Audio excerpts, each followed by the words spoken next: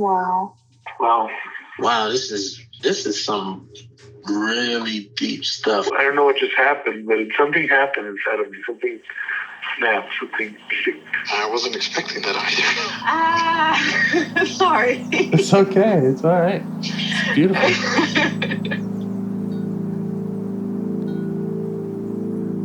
Monster is like really small, but it had to become that to stop me. And then the hurt child became present when you mentioned it. And I didn't realize this until now. There were things that I didn't remember until now. Funny. I haven't seen that before. It feels like I'm the monster. I'm kind of seeing images of things. Of a world where they can exist.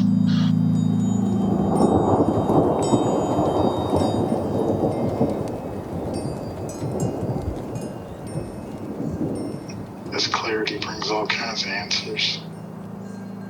It's clear. She hugged me and then went back to her place, I guess, in my heart. Oh, it wants to come out. It wants to bippity boppity boop Cinderella me. She's melted into my chest. It's ooey gooey. All week been finishing things, cleaning up more, started eating vegetables again last week. And it kind of just started happening. It's almost like I just finished going through a meditation session. I feel light.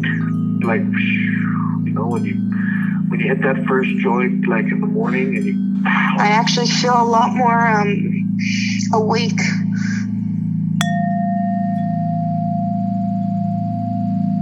So what I would like to delve into today may, on the surface, sound small, or maybe it is small, but it at least it is something I want to learn more about, and if I could get beyond it. But let's see, at some point anyway. And it has to do with, okay, how am I going to say this?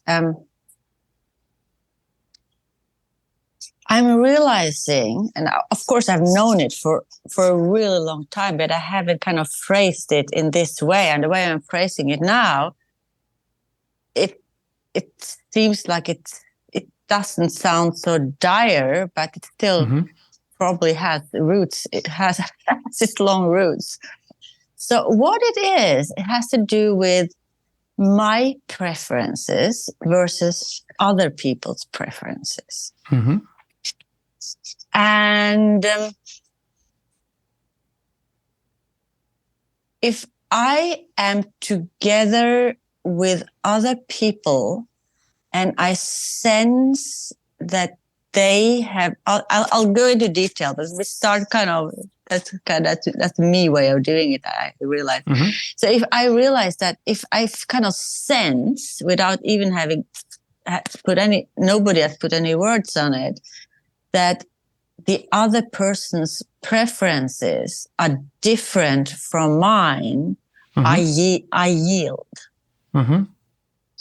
I yield, and I don't even see it as preferences. I see it as what I want is either selfish or weird or something to be shameful about. Mm-hmm.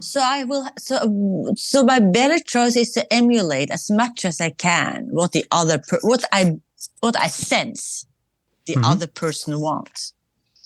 Yeah. And I can do that for a while, but then something strikes inside me. I mean, it goes on strike inside me.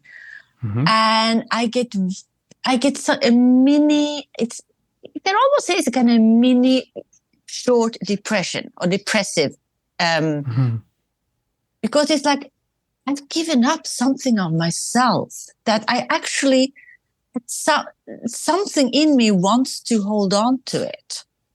Or at least have it heard. Maybe I Yes. don't have to do it all the time, but at least I want it to be heard and be equal, right? Yes. And we have talked about similar things many times.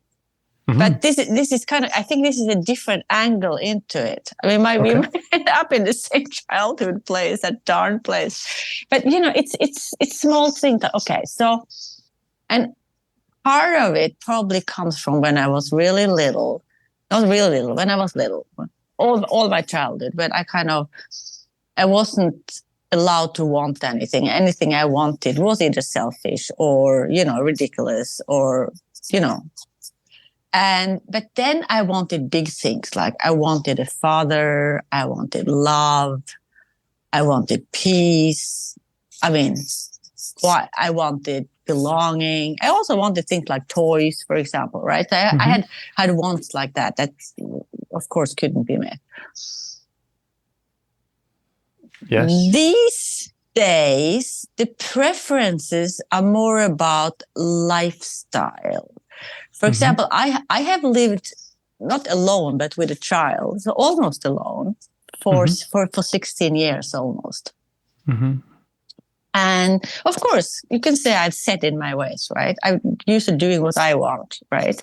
And not but I don't think it's not just that. So, because, for example, so my lifestyle preference is to exercise regularly, right?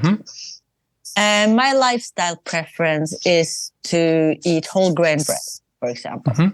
Even if I'm a sucker for sweets, but I like ice cream and whatever it is, I love it. But I measure it. I wouldn't allow myself to eat 3 ice creams a day. Right. Even if I'm slim. You haven't seen me, but I'm small and slim. So I probably could do it, and nothing bad would happen weight-wise. And my preference is to go to bed early so I can wake up early, because I sleep really lightly. So I'm very quote jealous of my sleep. Most often I don't get it. Right. So these are these examples, right? And then I get the sense that the other person really doesn't care about exercise, right? The other person has a different way of eating, like eating, a lot of protein, like a big chunk of chicken or a big chunk of whatever it is, right? Yes. And the other person prefers to sit up maybe later and, have a glass of wine or whatever it is, right? Yes. And instead of seeing this as, okay, these are my preferences and this is the other person's preferences, and mine are fine too, right? Yes. Not that I always have to eat the whole grain bread, or always have to eat exercise routine.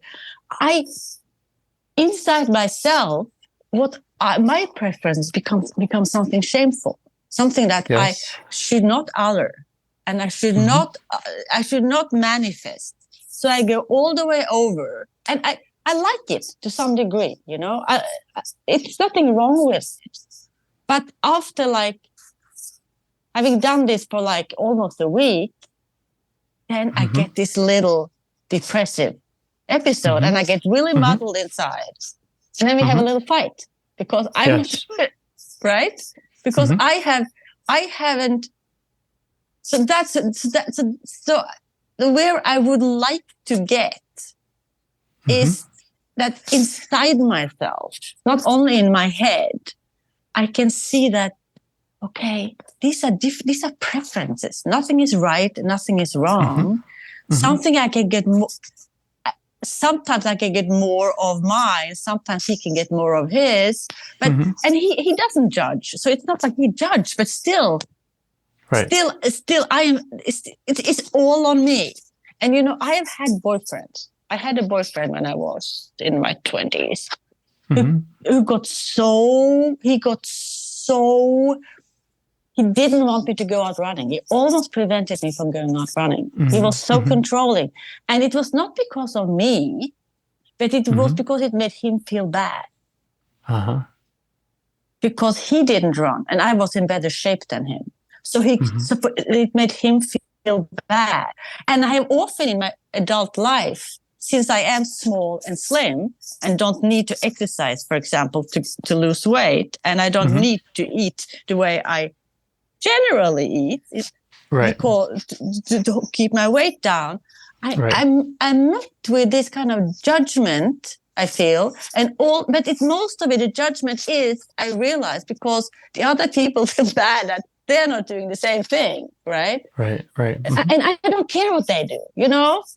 So, but anyway, so that's kind of, so that's where I am. And I realize that I have to get to terms with it. Otherwise, I will keep having these mini temper tantrums, you know, like a 5-year-old, you know. I didn't, you know. So let's stop. Okay. I can tell you about the parts that I'm hearing or sensing. So,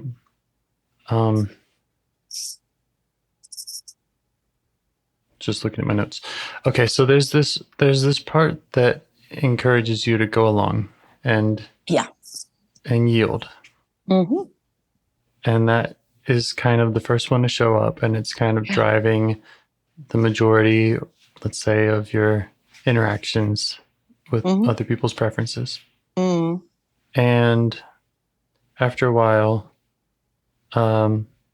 this kind of strike part comes up, and you just were referring to a temper tantrum. Inside, I don't act out very much on it, but I can become very muddled, and I can't explain it, you know? Right.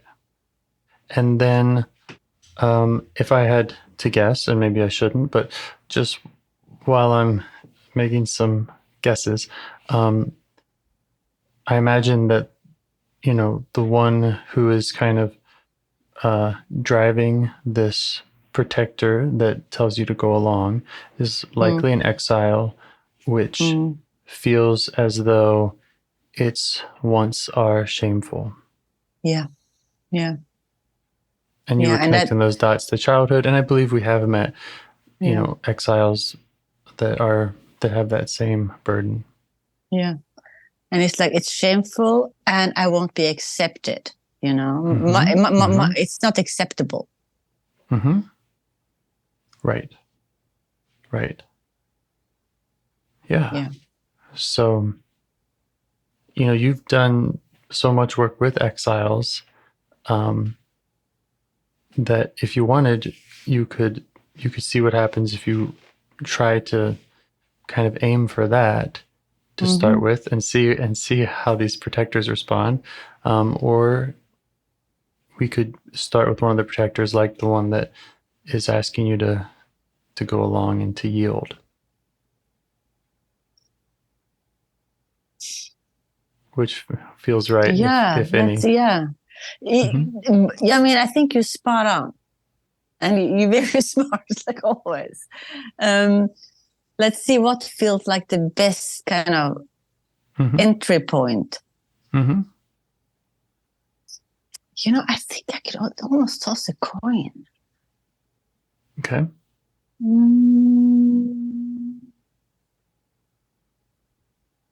Let's start with a protector.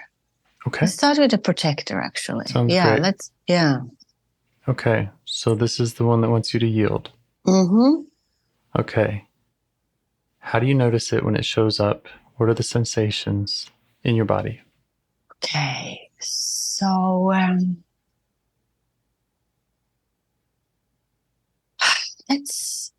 okay. So when it shows up, this is hard, because in the moment when it asks me to yield, or tells me to yield,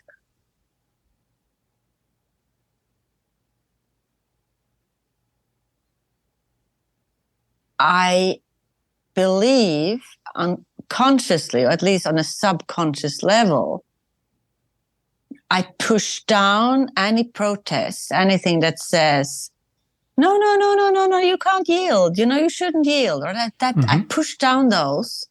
Yes. And then so I numb a part of me. I numb that part because I don't want to listen to that part. Mm-hmm. And it's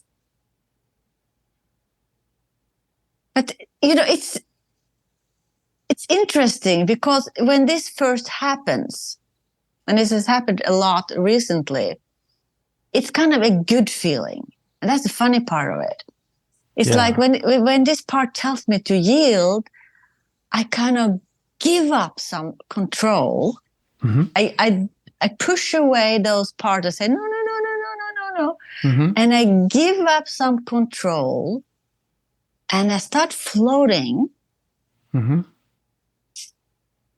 And I'm on a little adventure or maybe a big adventure. Mm-hmm. That's how it starts. Okay. And then I'm able to relish in it while these other parts are standing kind of on the sideline. I'm not talking about how it is in my body now because I'm really not sure. Maybe I get there. This other part is standing on the sideline and say, yeah, you ate that big piece of chicken now. Okay. This is it. Okay, you'll survive. Okay, let's, Right. They're not throwing the tantrum yet. That's not tantrum yet. Okay. Okay. So, you ate that. Okay. And I'm still, but this in the back of my mind, they are taking notes, Right. Right. They're taking notes about the bread pudding and the big piece of chicken and the 5 days without exercise. They're taking notes. They're taking notes. Okay. Yeah. So acknowledge the ones who are taking notes. Let them know that we see them. We're going to try to talk to the one who does the pushing down and the yielding, but just let them know that they also matter. Because and that we'd Dada, please say what we're going to say. Oh, just that we'd like to meet with the other one first. Yeah. Because this one, the one who's also asking me to yield, is saying something else. It's saying, it is, that part is saying, okay. That part is saying that the other person's preferences are better and more colorful and more fun and, positive adjective. And that holding on to mine, that's boring and rigid and inflexible and shameful. So it is pushing me. It is pushing me. And and I follow it. But at the same time, it is saying all these things and I follow it.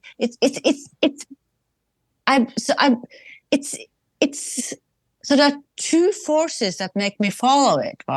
Right? One is that all the negative labels it is putting on mine, and which and then what would be the consequence if I did mine? Right? I would be rejected. But that is one part of what makes me follow it. But the other parts that make me follow it is all the positives. Yeah, it's also kind of a yearning for a release in a way. It's almost like a drug.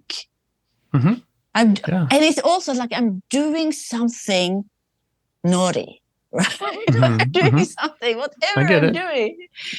And I'm following it, and it feels delicious in some ways. It feels delicious at the same time as I don't feel, okay, so it feels delicious. At the same time, I really don't have a choice because I cannot follow. I cannot go with mine. That's not a choice. That's not an option. Right. Because so it's like, it's delicious, but I don't have a choice. Right. And I think what then happens after X number of days is that something in me really reacts to that. I mean, the notes are probably getting really long, the list. The ones who are taking notes, the list is really long. Right. But then I think I'm also reacting to that feeling that I don't have a choice in the matter. Right. So kind of the glory of it all disappears. And I become angry. And I become angry inside because I didn't have a choice. Yeah. Okay. So that's the conflict between the parts. And again, let the ones who feel like they're losing out and they have to wait, let them know that we see them. Yeah. And then we want to meet with the one who does that pushing down and the yielding. Yeah. And see if they'll just allow you to have some time alone with it. Mm-hmm. And then we'll see if we can contact that one. How do you feel towards the part that wants you to yield?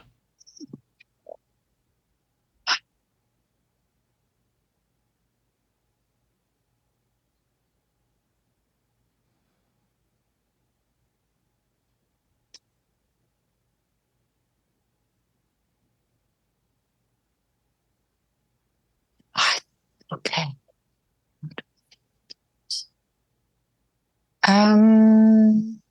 There is some ambivalence there. Mm-hmm.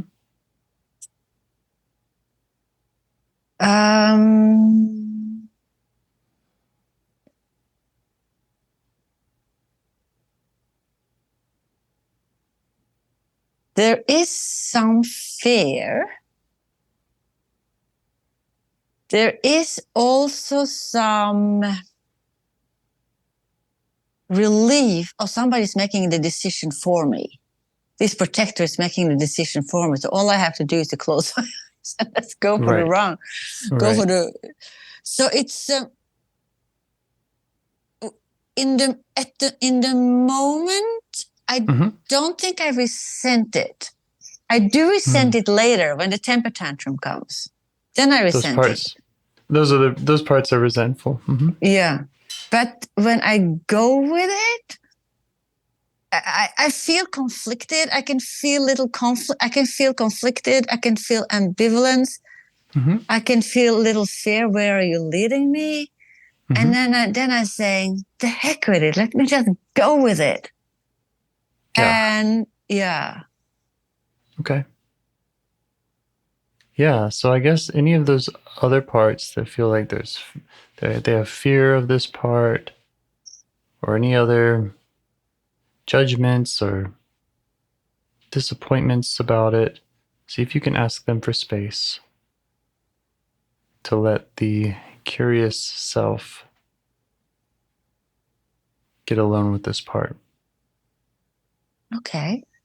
Think they're sitting kind of high up and dangling their feet. And then I think they're just looking down. They're not really there right now. Okay. Even if I know they're there, but they're not kind of coming in, at least for now, they're not coming in the middle and saying, stop. Great. Yeah. Yeah, we're just going to try to do some learning about this part and why it's so strong and what it needs.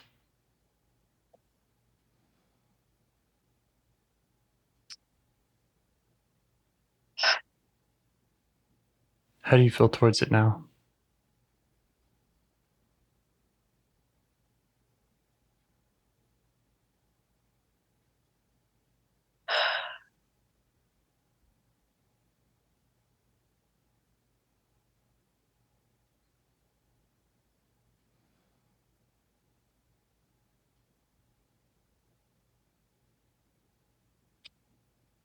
I am curious about it.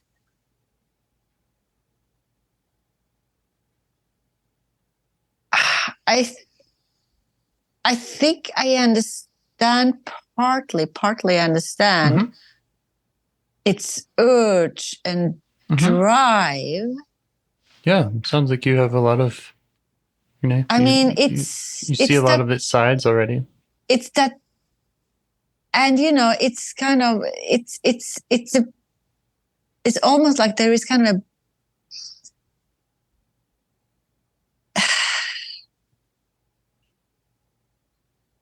So when I start following it, it's almost like I am in a black. Well, I mean, one side is so the part what I'm believing is black, and what I'm going towards is not white. It's kind of colorful. But what I mean with that is that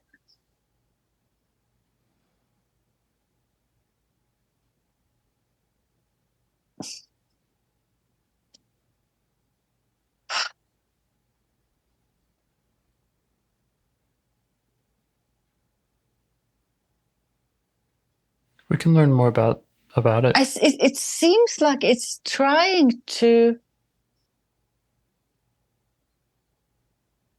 What it wants, I think, even if it is, it is kind of black and white. What it wants is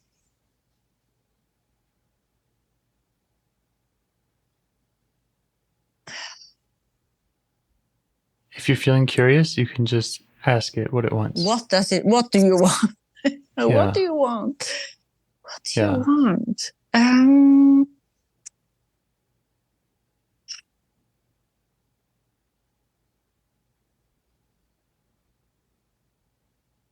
Or what does it want you to know? What does it want me to know? What do you want me to know? What do you want me to know?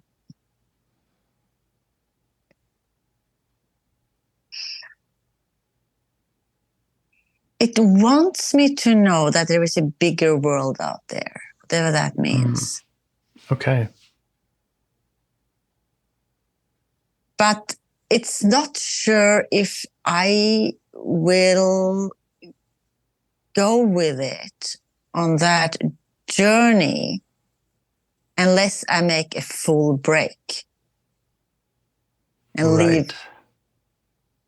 Right? It doesn't think that there is a middle way of doing it, Okay. Yeah. Yeah. Does that make sense to you? Yeah. Yeah, me too. It is also okay, so something else. It's also very concerned that if I don't go with it, I will be rejected. Right. So it's kind of pushing me along because going with it is the only way not to be rejected and to be accepted. Right. Okay. And it has a very negative view. Yeah. It has a very negative view of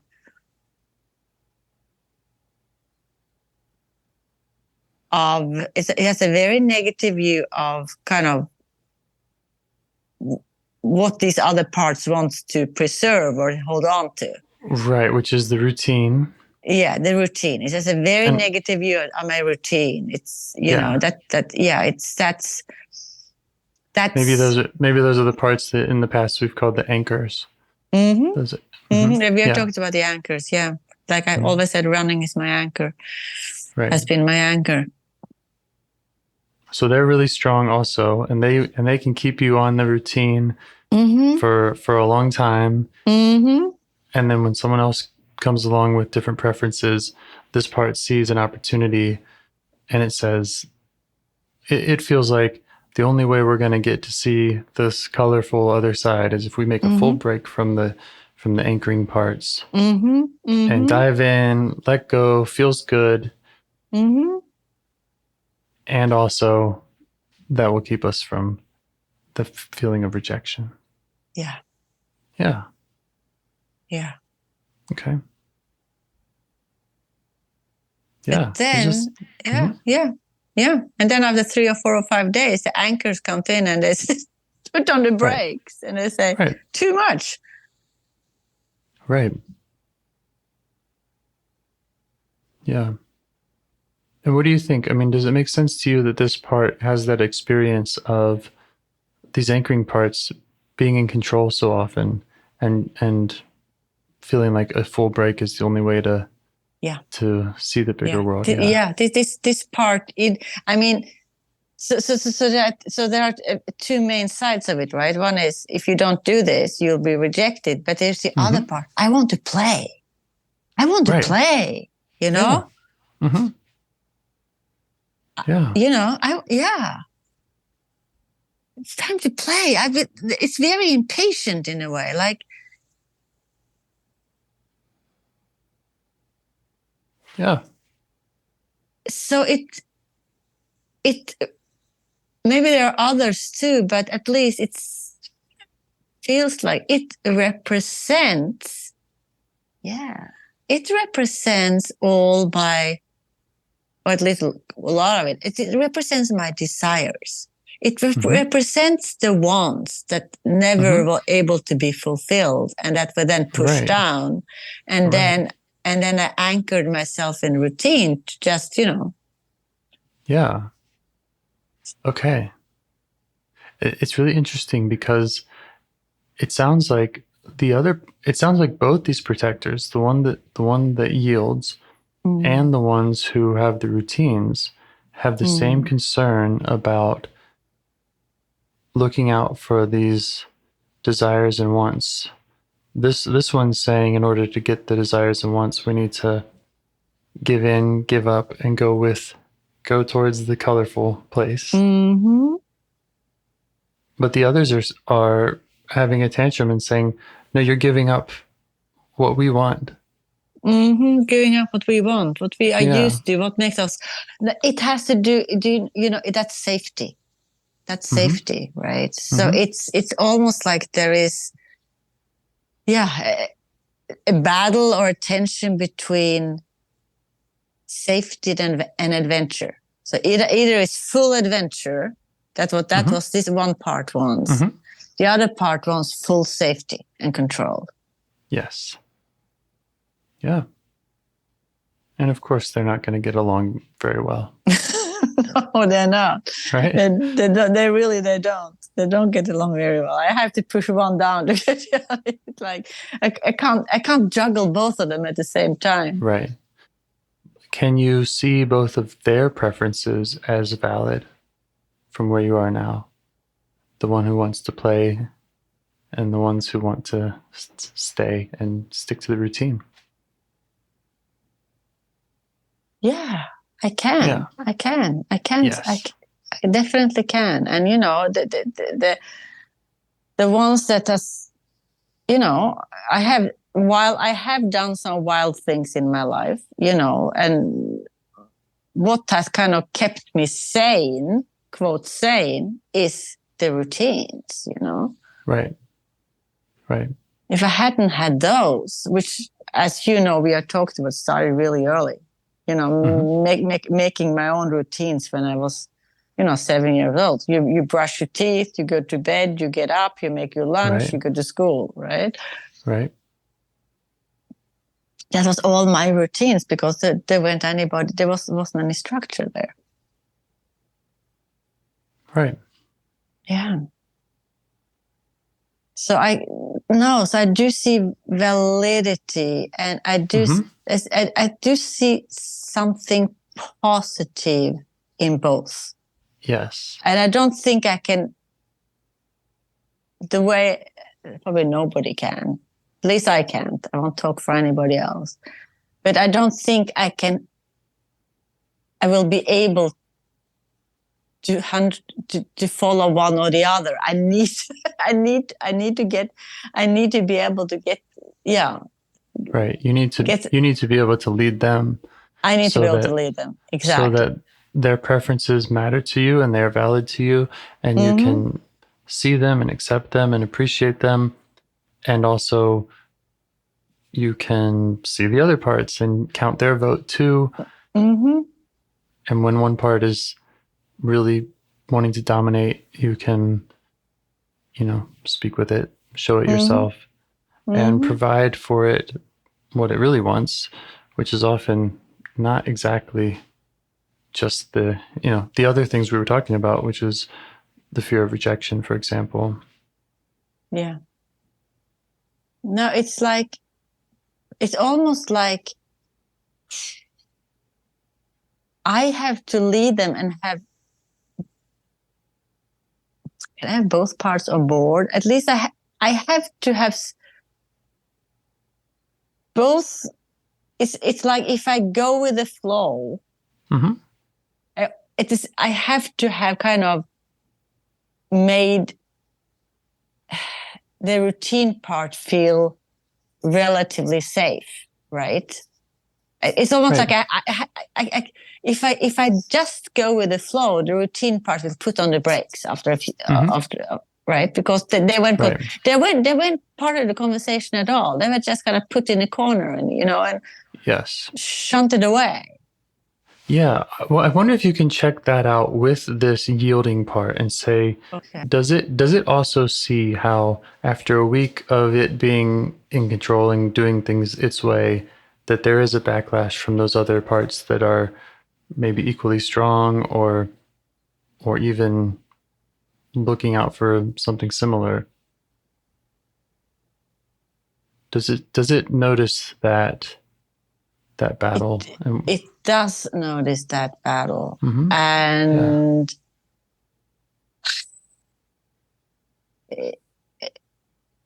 and it has actually, it was last week, it experienced kind of the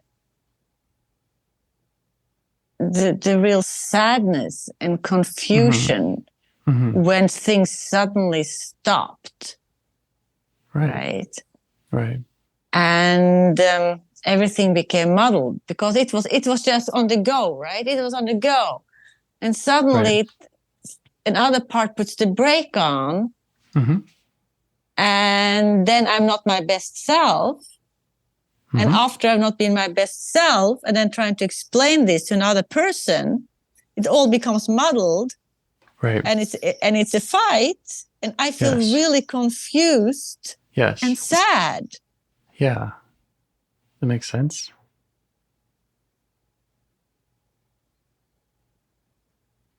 And this part that kind of went on this kind of pushy part, or the part that kind of wanted me to kind of go with the flow, it is left really, it's left like, ooh, did I do something wrong? Yeah. I have a question for that pushy part, or the one that wants you to yield. Yeah. How old does it think that you are?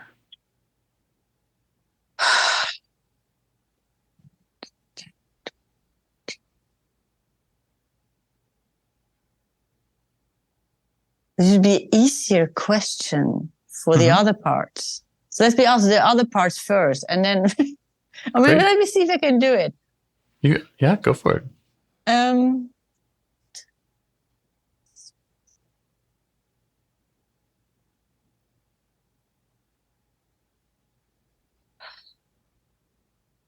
Okay, so this part, I think, thinks I'm around 20, the pushy part. Okay. Or I think in early 20s, I think. That was what came, Okay. I shouldn't second guess it, right? The other part that's holding me back, think I'm even younger. Right. But we can go there later if you did. So, but this part thinks I am,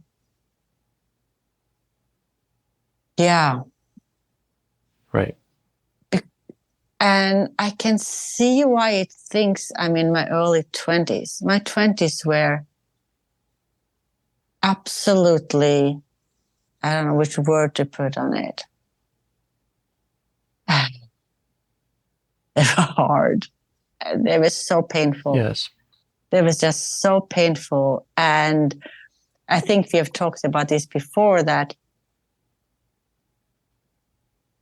I was, my body was a young 20s body, but inside I was this little kid, this little scared kid who hadn't processed any of this and who needed so much control just because she was so scared. And for most of her life, she really needed those controlling parts in their routines. Oh, yeah. And when she was in my 20s, because that, then I left home when I was 18 or 19. And, then,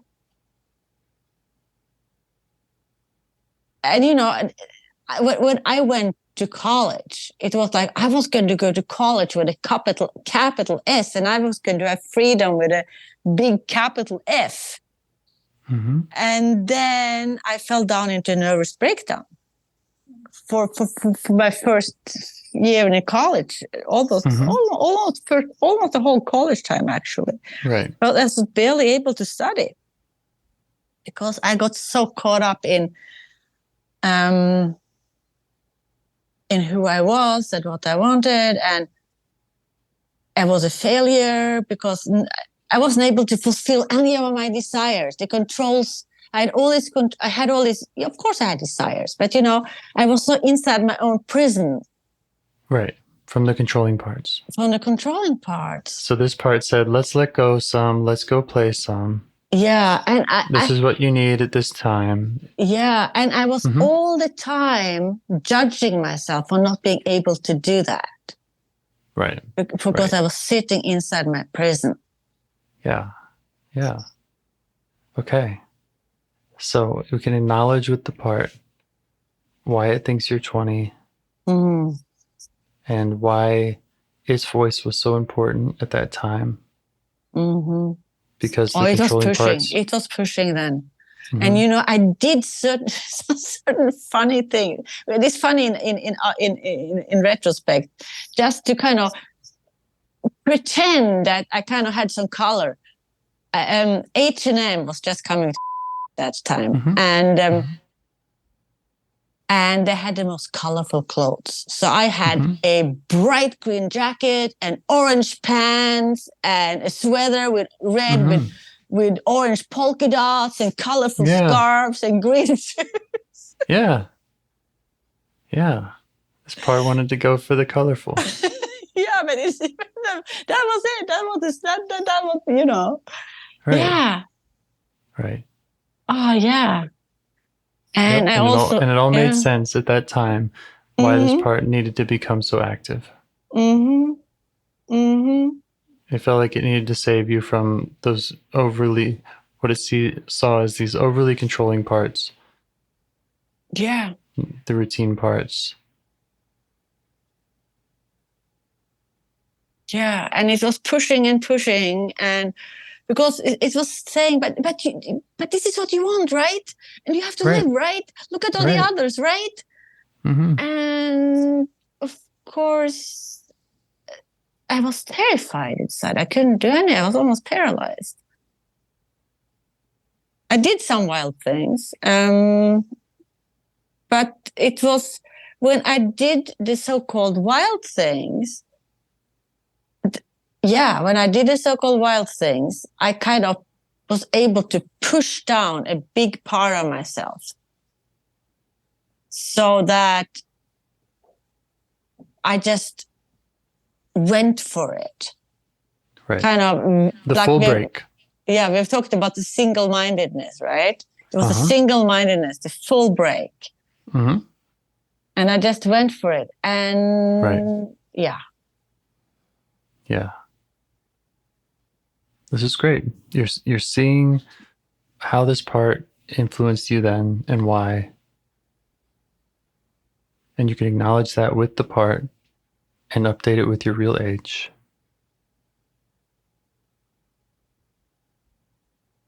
Yeah. And from that place, ask how you can help it now, what you can do for it. Now that you're no longer in your early 20s.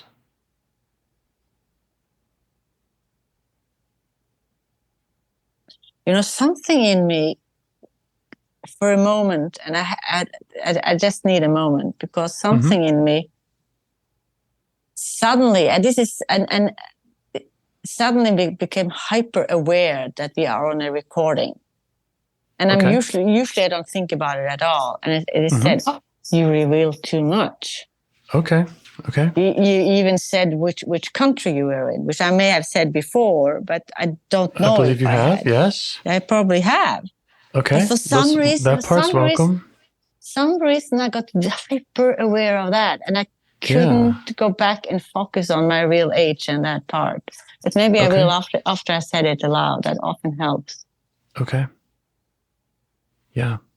So this part's where you revealed too much. Maybe that's part of, for that time when you were kind of empathizing with this part and this, how it influenced this early 20s-year-old part. One of the consequences of the full break and going towards the color sometimes was revealing too much at that time too. Yeah. And here's this part saying, here you go again, you're if we go with this part, if we're acknowledging if this other part is welcome, then see what happens. You're revealing too much. Could be. Yeah. I just want to welcome that part. Yeah. I get it. And I want you and that part and everyone to know that absolutely nothing has to be shared. And I won't have any negative judgment or I'm totally fine leaving anything not published. Okay. So if I feel like this after we have hung up, I'll send you a brief email. So we don't have to talk about it now. Okay. That kind of relaxes. I think that relaxes that part. Great. Yeah. Okay. Yeah. Okay. So let's go back to it. Yeah. Okay. Updated with my real age. And how can I help it? Yeah. What can you do for it? What would it like from you?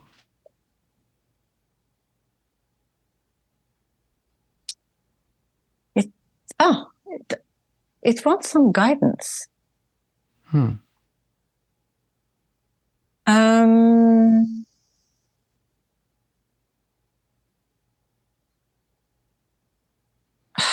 It doesn't really feel comfortable driving this, call it flow, all by itself. Right. Yeah. Because it isn't sure if it's doing the quote right thing. Right? Yeah, and it's seen some of the pushback and problems that have come up when it's been in control too long. Yeah, it wants some guidance. What would that look like?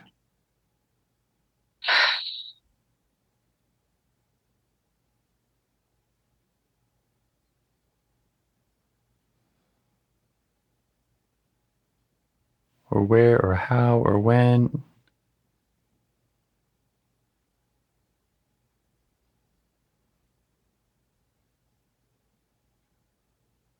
Well, it wants me to be in charge. I think it's like it wants it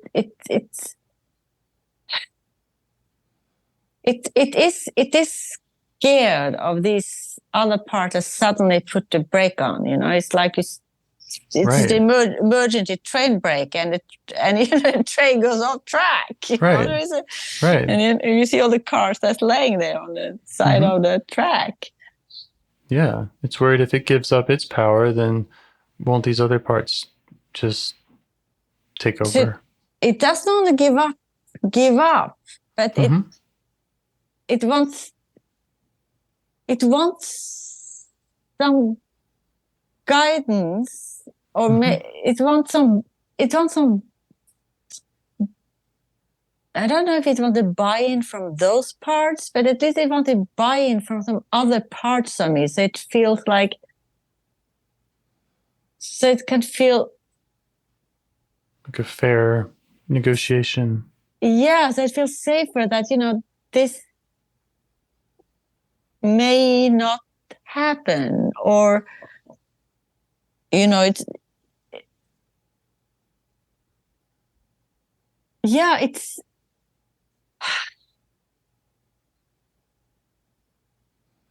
doesn't want to make all the decisions by itself. Right.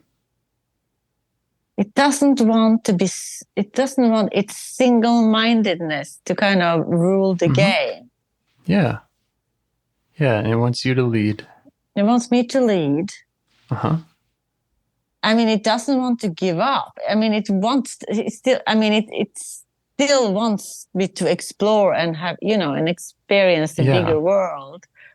But it wants me to lead.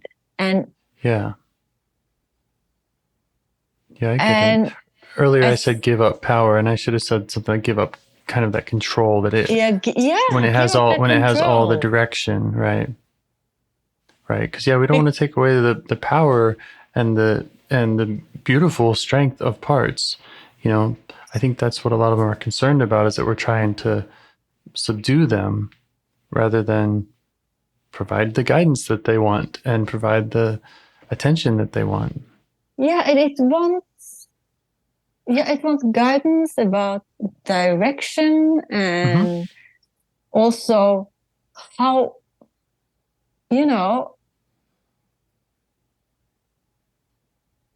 it realizes that, it has to negotiate, or I have to negotiate on its behalf. Yes. So how about that? Like, does that sound like something you can do, or something that would work for it if you were to, because it's been fighting these other parts for however many years, is that something that it would like to see, is for you to go meet with these other parts, the routine parts, the put on the brakes parts, and,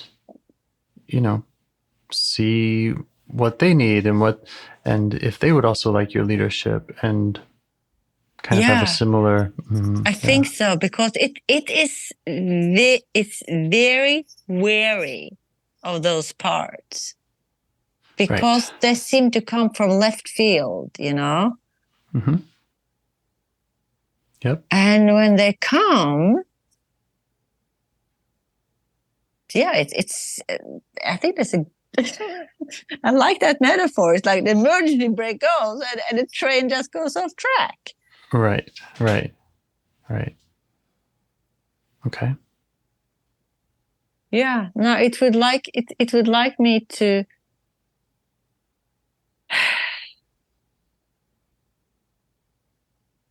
both negotiate. It wants me to find out what the other parts need to clarify things. Right. Like we did with it. Yeah. So that it can feel. Yeah. Yeah. So it can feel safer, or, on more solid ground. And not, Okay. How's that sound to you? No, that sounds good. That sounds what this sounds like a plan. It sounds like what the way forward. Yeah. Okay. Is there anything else this part wants from you? Does it have any requests? Any way that it wants you to meet with it in the future or do for it?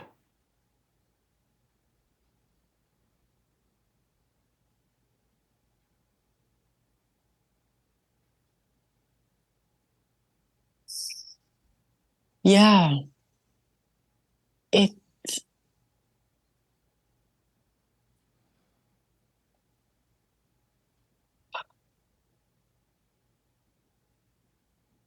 It wants me to recognize it as a, quote, full part of me, and not just something frivolous. Right. Right. It wants me to take its wants and desires Right. seriously. Right. That, this is... Play is important. Yeah, and that Mm-hmm. it has been waited. It has waited for so long. Right. Yeah. And that it would be very, very, very sad if I pushed it away. Mm-hmm. Yeah. Again. Yeah. Yeah. And it's also asking me, it's also saying, well, if you lead, Mm-hmm.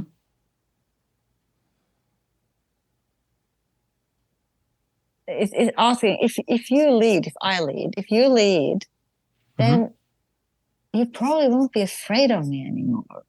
Because Yeah, you're not afraid of parts. Self isn't. yeah. It's these other parts that are afraid of it, that are reacting to it. Yeah. Maybe it's asking me to, yeah, so maybe that's what it's asking. It's hoping to get to a place where these other parts are not afraid of it.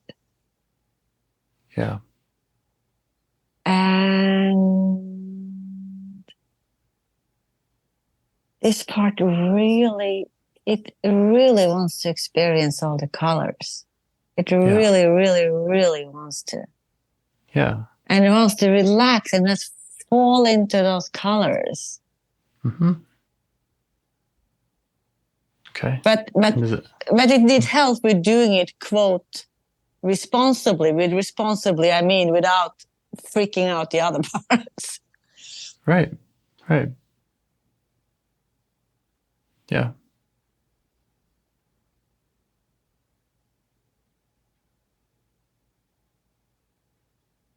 Yeah. So it sounds like you have your next steps pretty clearly outlined, at least from what this part wants, which is to speak with those other parts. Yeah. See what their core needs are. Mm-hmm. And to, it's kind of like we were able to ask this part if it could see how the other parts worked against it, and could see how its own, when it's taking too much control, how it can, the problems that go along with that. And in a conversation between self and protectors, that's, you can usually expect that. You can help the parts kind of see and let them know that you see the other sides of what's going on, so that it's not so black and white. So yeah, when you are meeting with the other parts, which I'm happy to do with you, I can bookmark that if you'd like me to. Yeah, to bring please up in our do next that. conversation. Please do that. Then you can help those other parts see a fuller picture, or just let them know that you see a fuller picture, and see if they will also go along with the idea of you leading. Because I do see a fuller picture, and when I'm looking at and I know we don't have time right now, but when I'm briefly looking at those other parts, those break parts, they are reacting knee-jerkly out of safety. Right. So there's something they need to be safe. Which I need to update on my real age, because I think I'm really young and I need to be protected. Mm-hmm.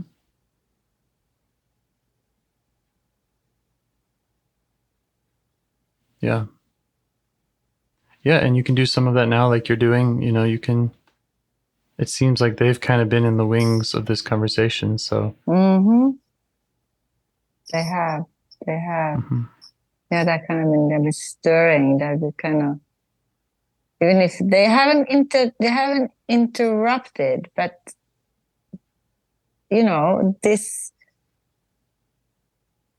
what we have been working on is partly about how they come in, so they are part of it, even if they're not part of it, right? Right. And they know that you're working with this part that they've been so opposed to. Mm-hmm. Mm-hmm. So yeah, you can acknowledge them now. You can plan to meet with them on your time, or wait until we talk again, or all of those. Yeah, all of those. Mm-hmm. All of those. No, I do acknowledge them, and I see that they have a tremendous need for safety. And that they, like, and I'm just repeating myself, and that, you know, they're afraid that, you know, that I will not survive if they don't protect me. Right.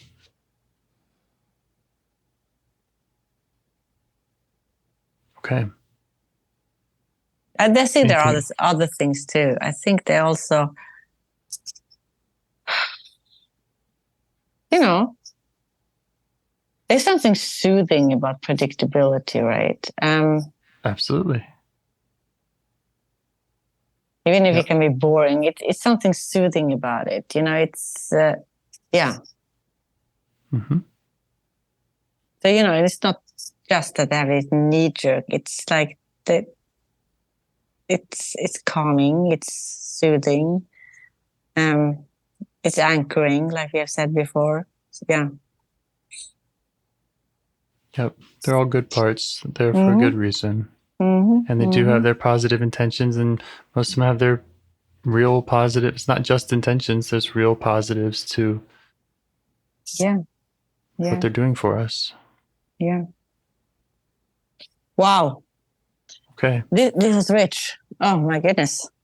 Great. Any questions for me? Do any other parts have any concerns that they want to share?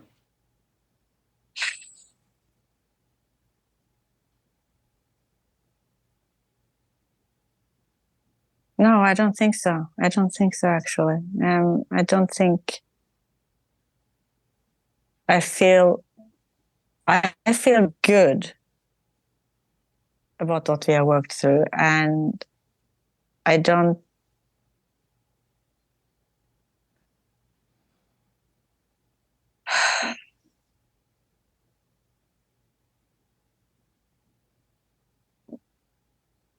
No, it's, and you know, really, it's.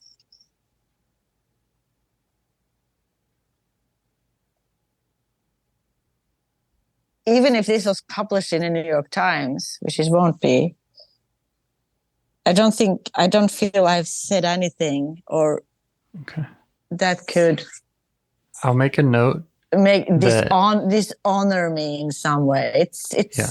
It's all honesty, and no, it's all about me. Yeah. Anytime that I hear you or speaking for a part that has a concern about recording, I make a note, and then so I'm looking when I am editing, and I'm happy to send you this call someday when it's when I'm in the editing process, which could be 6 months from now. And yeah, I won't publish it without a thumbs up from you. Thank you. I really appreciate that. Mm-hmm. But I feel that fear I had that came up, that part, that fear part. Mm-hmm. I mean, expressing it out loud and hearing what you said, I believe calmed it. And now when at the end of our session, that I kind of look back and think and kind of feel in, I don't, you know, I'm not replaying it, but feeling into kind of what we talked about and what we worked through. There's nothing dishonorable there. It's fine. Okay. Okay. Well, again, all parts and anything you want to share is always welcome here with me. And the decision to publish can be an entirely separate thing that doesn't have to affect what we're talking about. So they're all welcome. Thank you. Thank you. Okay. Thank you. And I will be in touch with more links. I look forward to getting the links. Okay. Have a good night. Talk to you soon. Good night. Okay. Bye.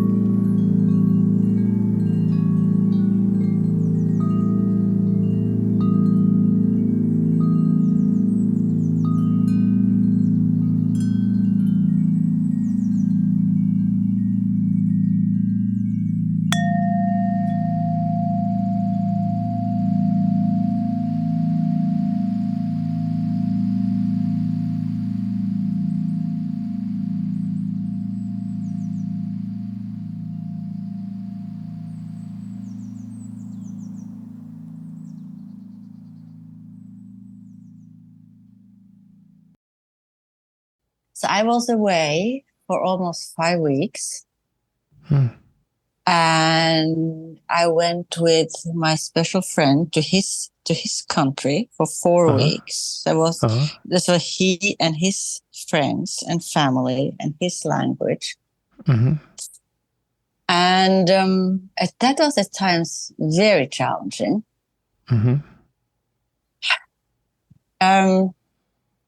But it was also incredibly lovely. I mean, we got even much closer, and then we had a scare. I won't go into detail, but he could have died. So we were in hospital, and you know, he's recovering fine. But you know, it was super scary. And then we came back, and I stayed with him for a week before I came back to New York last weekend. And what I want to work on some feelings I have there. There's also other things going on. I have some health issues that I'm not very happy with, but I don't want to work on them, and I don't really tell you about them. Okay. And you know, then there are other things happening with with family that also don't want. So you know, life is interesting, but mostly I see all this as growth. But let me tell you the feelings I'm struggling with right now, and then I'll tell you how they come up. Great. So the feelings are a feeling of inadequacy, not adequacy. Then you have to work on it, I guess. Inadequacy. There's an other, and when I feel inadequate, I fall right into I'm ugly, I'm thin, I'm unlovable. And then I'm grasping for my anchors. And if they're not there, it's hard to kind of maintain equilibrium.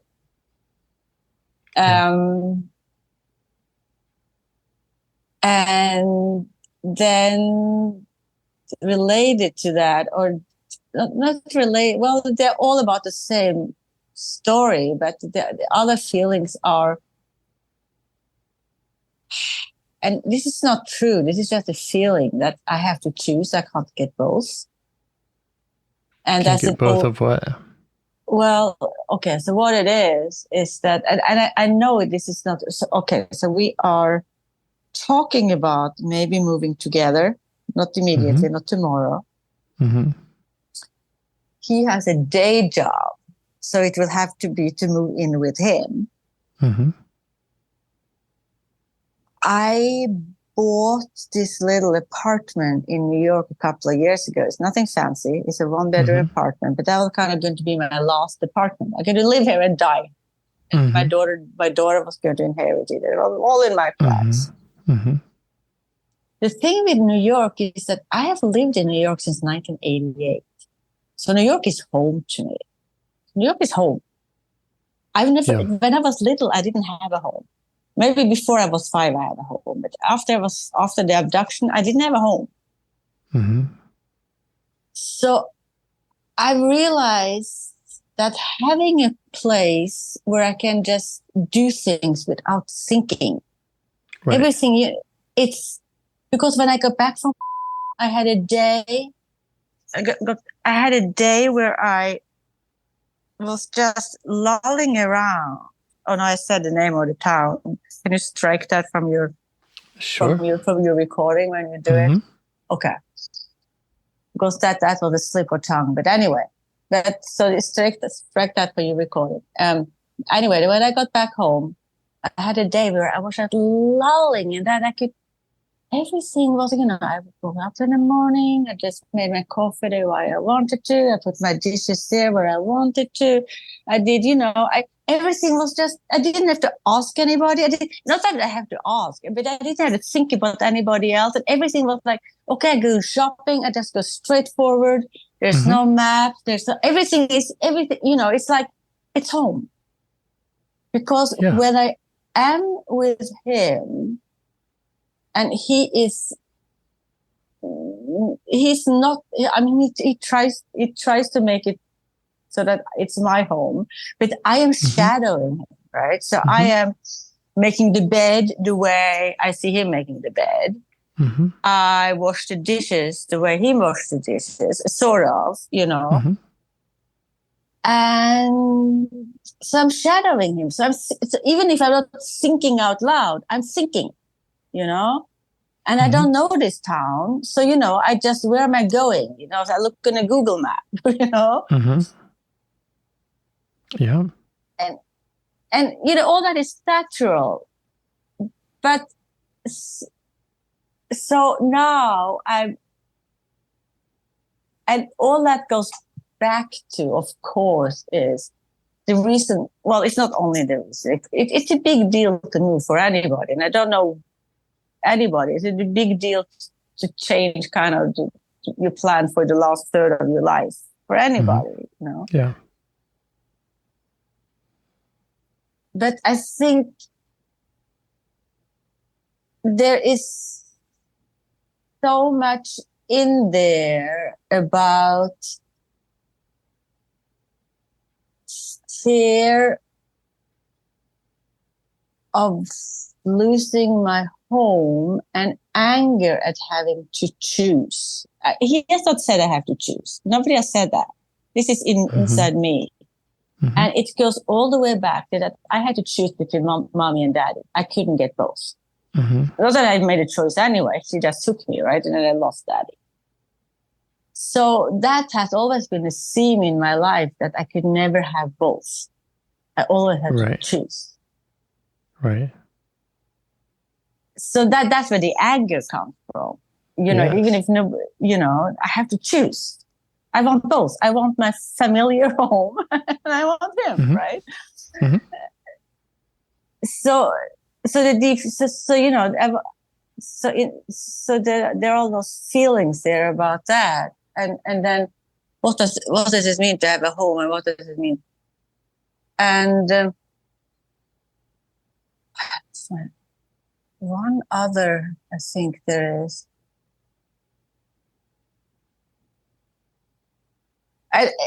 And some of it goes back to, I think I just listened to the latest episode you posted. And with me, it's about, losing myself, right? If I don't have anything that's mine, if I just go into his, I lose Right. myself. Right. And just a couple of words about the inadequacy again. That's for some reason, even if he doesn't do it, it's, I do feel often like, I'm the junior partner because they're mostly in his place. Mm-hmm. He has more money. He's not rich, but he has more money. Mm-hmm. When we traveled, I was surrounded by his language. So, that there is kind of, I think he wants me to learn that language. Learning a language is at this age is not easy for me. It goes in one ear and out the other. So then, and then the other things like, driving. I'm terrified of driving. He doesn't like to drive. He would like me to share driving. So in addition, so it's like, and he has never put any of these as obligations, but I feel them I should sometime. I should learn this language. I should relearn to drive. I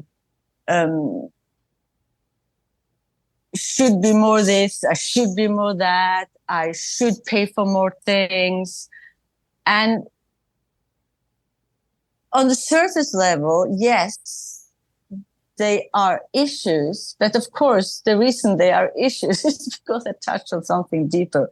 And when I get that feeling of being inadequate, I go right to I'm ugly and thin and unlovable. Yes. And then I'm looking for my running, I'm looking for my food, and it's really not there because of one of my injuries. It's really not there. And then because, I'm not in my own environment, so I can't really do so it's like, I just need my anchors and I need to hold on to them really tight. I feel so inadequate. And it's all coming from inside me. Yeah. Even if he does say, did say, well, that, you think you were driving and he said something like, you should learn to drive again. Or sorry, just say something. It's something that people say, and I remember that. I think should right, but that wasn't. So I brought it up with him a week ago, and I was when I got back, I had this meltdown, and I kind of told him some of these things, and he said, "Do you remember that?" I said, "Yes, I remember that." And I said, "I didn't mean it that way." So, anyways. Right. Okay.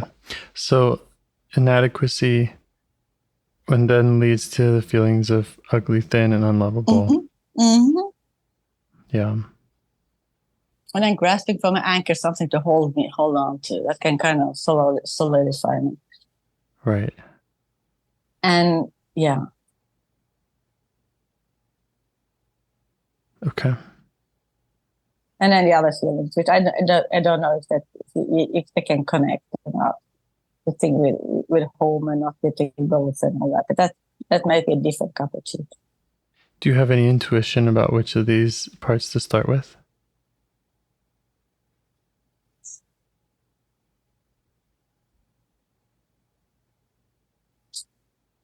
Probably the inadequacy, because I feel sorer and more vulnerable about that in a way. Yes.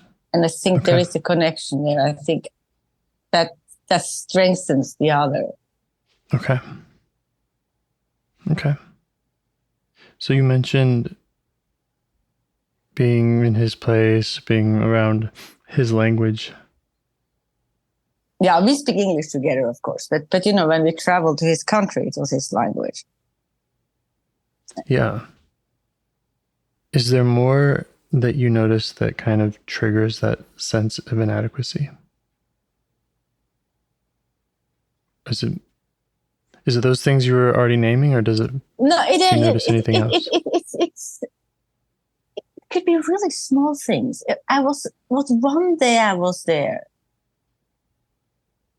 there was one day I was there where I it was about 10 things, small things, like I put the glass, put the wine glass on the air conditioner instead of putting it further in on the windowsill. And he just say, "Oh, you can't put the glass there; it'll break." Right? Small thing, and things like that. And that day there were like 10 small things like that. And then suddenly I said, I'm pretty good now about kind of not in I got to a point where I said, I'm triggered. I said, this makes me feel inadequate. And he said, what? The wine glass? I said, there has been 10 reminders today. Da, da, da, da, da.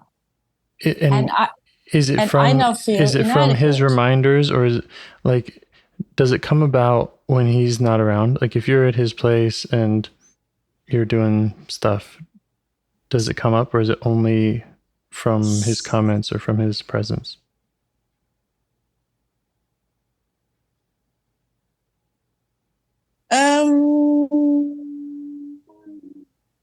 Very good question. Okay, let me imagine that I'm alone in the apartment. He's out doing something, and I'm putzing away in his tiny kitchen, whatever I'm doing. No, I feel a slight inadequacy then too. Am I putting things in the right place? I don't, I'm pushing the wrong button on the coffee machine. Something, yeah. It's kind of this underlying kind of, it's a nervousness there. Yeah. And when you share that with him, then what happens? So the only time I haven't shared that, but it was last Saturday, I think it was. We were having dinner, and so when I said that thing about the wine glass, and I immediately moved it, and I realized I got really angry inside. And then I said, I'm triggered. I said, and I started crying.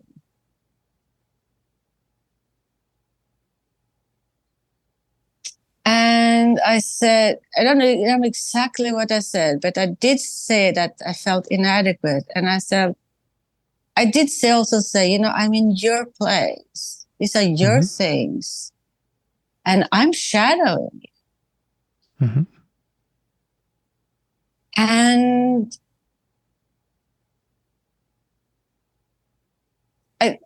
there is, and he was very, very warm. He apologized. And so it was no reproach coming from him. And it was and he was saying, I was a little irritated actually, because he said, it was just a joke. But right. Yeah, exactly. And he jokes a lot. He jokes a lot, and he makes me laugh a lot. But these are not. Telling you to move the wine glass was not from humorous place. That's not a joke. Yes. That's not a joke. So that irritated me. Even if you did apologize and said I shouldn't have said that, but and I didn't say that wasn't a joke. All I said then was, because I probably wasn't so in touch with it. I said this happened about 10 times today, and I probably if I was going to, if I was in touch with that anger now, I probably would have said, and this hasn't happened in jokes, something like that. But I didn't. Right. So there is something there, that, so there are these, but he also very subtle, but he also makes fun of himself. So, but there is something that bothered me. Yeah. Yeah. So one of your responses is kind of angry and irritated, and another is that feeling of inadequacy. Yeah, and it makes me, so I can't do it right. I can't do it right. Right? And, I don't drive, I don't speak the language. Those are the big things, which he actually he hasn't said anything about driving since that time. But, when he got sick, we had a shift car. And I definitely don't drive shift. I've never driven shift in my life. So we were 1.5 hours away from a hospital. So his best friend came and picked him up and drove him. I'm not really blaming myself for that, but if I had been able to drive shift, I could have driven him to the hospital, right? But that's I think maybe I am a little bit. Maybe I am a little bit. I mean, it is true that if you could drive stick, you could have driven him to the hospital. I could. But it sounds like there's some emotion around that. There is some emotion around that.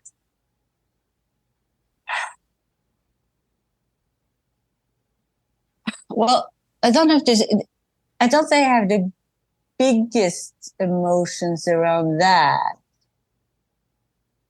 I mean, he has 2 children. One of them drives shift. The other does not drive shift. And if she had a car, she wouldn't have been able to do it either. So, and also, I'm not the only one in the world who don't drive shift, having learned to drive in America, right? Correct.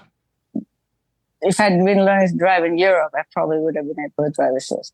But anyway, so I feel slight embarrassment for that, or maybe I feel some embarrassment for that. Was there a slight inadequacy feeling with that too? The inadequacy feeling. Well, okay, to put it this way. I was in a foreign country where I didn't speak the language. Most people spoke English, of course. But,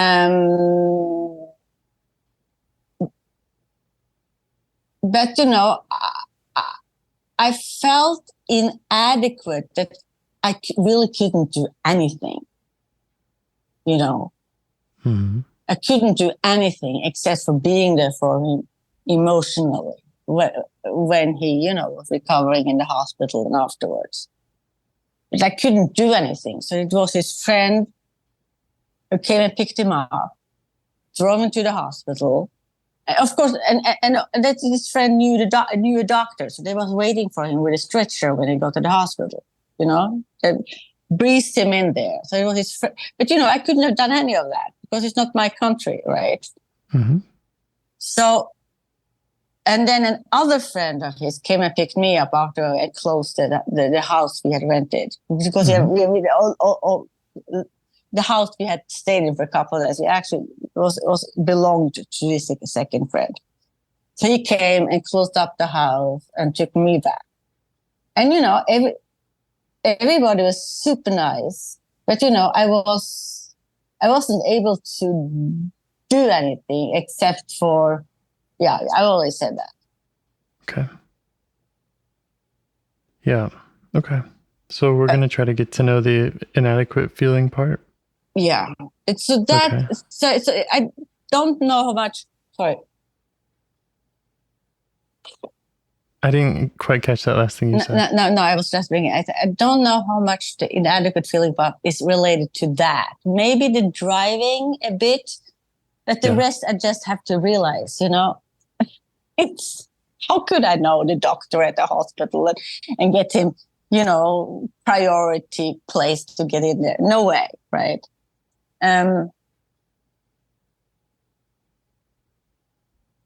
But so the inadequacy. See if you can notice how it feels in your body. Yeah. I'm feeling into it right now. And it's it's a nervousness. It sits in my stomach, like it's butterflies in my stomach. And then I can kind of feel it in my right arm. It's almost like the nerve endings goes to my arm. It's like I'm afraid of being clumsy. I'm right-handed. So it's almost like my hand is losing some of its agency. My arm is like it's hesitant. It's so it's the butterflies in the stomach. It's kind of the numbing and hesitancy in my dominant arm. Mm-hmm. And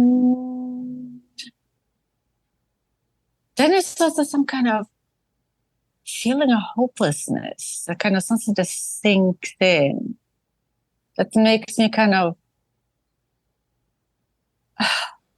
even if there was a piece of cake in front of me, something, a delicious dessert, I probably would just be sitting there looking at it. It takes some,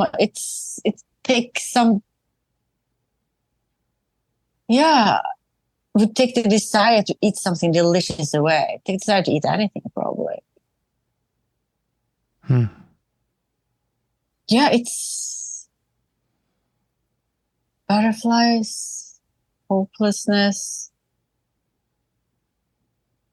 loss of agency. And then I can feel it behind my eyes. It's something teary. I want to cry. Yeah. Okay.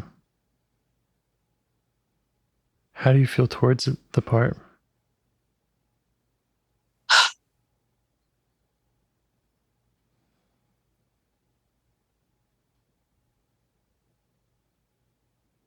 I feel towards it. Mm-hmm.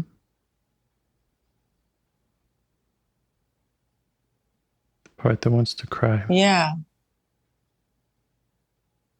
I feel compassion. I have two feelings. I feel compassionate towards it. Mm-hmm. I do.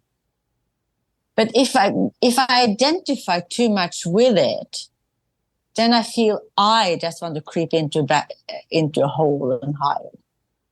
Right. Yeah. Yeah. So probably that part wants to creep into a hole and hide. And if you're blended with it, then those are the instructions.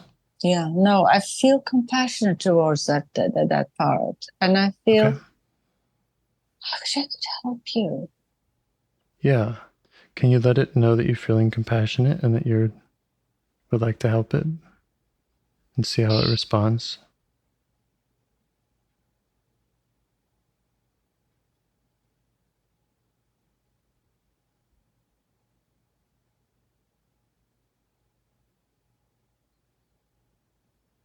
You know what came in? I suddenly was thinking about that. Oh, I have to be 100% sure that you strike that town or city. To strike that US city from your. I couldn't get rid of what I said earlier. You strike that US city from your. I will absolutely do that. Okay, let me drop that. It was probably a distraction. Okay, so let's go back. So you're going to let the one who feels like it wants to cry and feels inadequate know that you're feeling compassionate for it. Well, it's saying, I think, I don't believe you, it's saying. Okay. It doesn't believe that you're compassionate and want to help it out. It's saying you want me to be strong. Mm-hmm. Okay.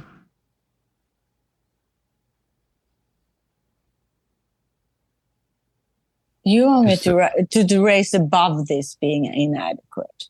Mm-hmm. Okay.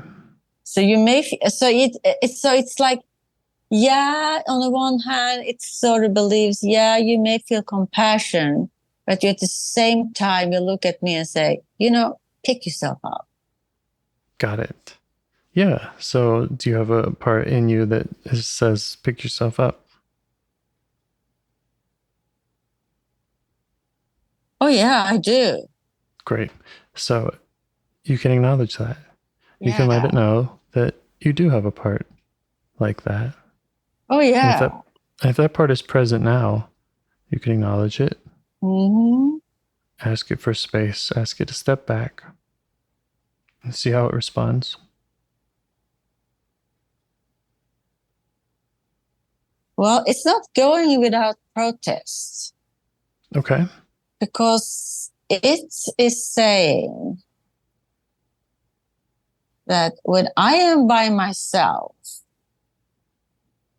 I can manage so many things, you know. I know what to do. I'm blah, blah, blah. You know, I'm I'm a super person, but you know. Yeah.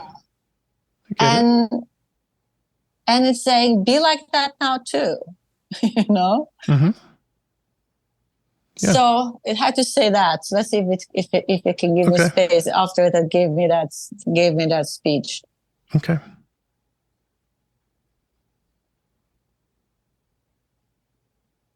Yeah, I think it can give me some space now. We just had to kind of get the word in, I think. Great.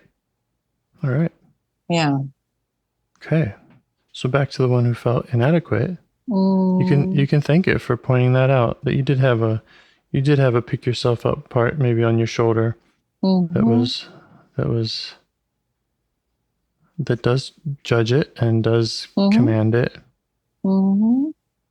Makes it feel even more lousy, right? Yeah, yeah. And you can let it know that you see that, how this part makes it feel worse. Mm-hmm.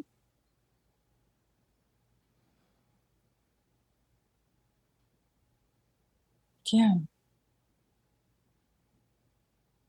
Because this part I feel inadequate. It's like it wants to shrink and become invisible. Mm-hmm.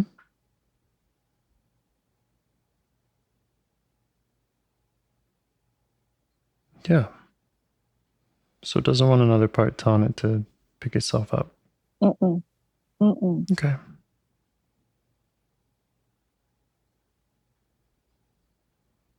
Well, it's okay if that's the way it feels. And we don't have to make it do anything. We're not going to tell it to do anything. No. Just want to learn more about how it feels. Yeah. And what it wants.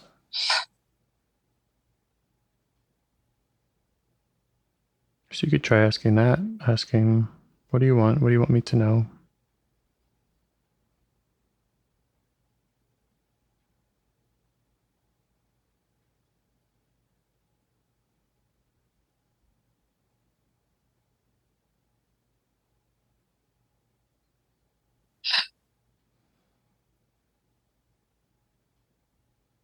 It wants me to know that the way it sees the world, or the way it sees even my relationship with this person, is that and that is it's the same way it sees the rest of the world, is that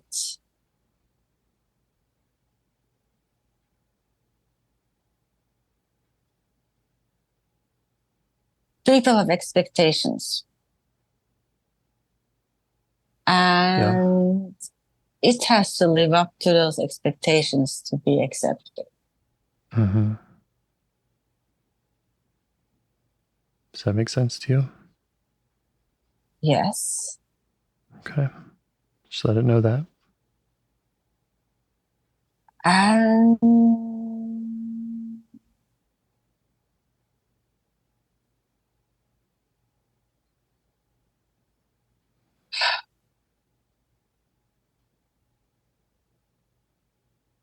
it is spending so much energy surveying the environment and trying to do the right thing. Mm-hmm. And sometimes it slips because it doesn't think all the time, you know, sometimes, you know what? But it's really surveying, trying to do the right thing. Mm-hmm.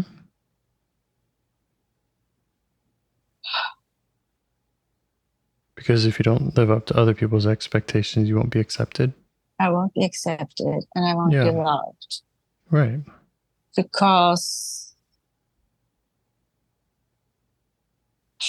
yeah, the way I am, or the way it is, the way this part is, without the expectations, if it just was the way it is, if you strip all the expectations away. Yeah.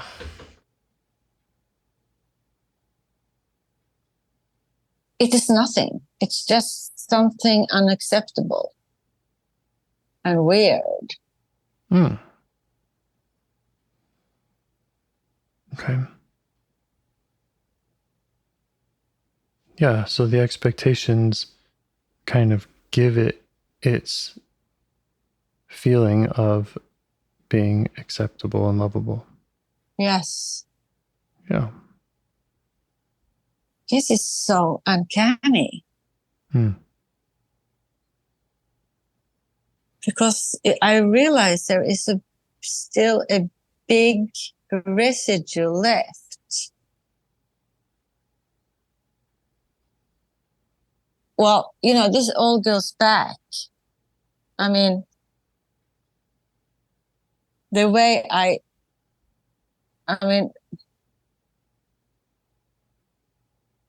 so my mother, it all goes back there. Yeah. You can ask the part, like, if it wants to show you kind of where it goes back to, if it wants to show you times where it felt that way.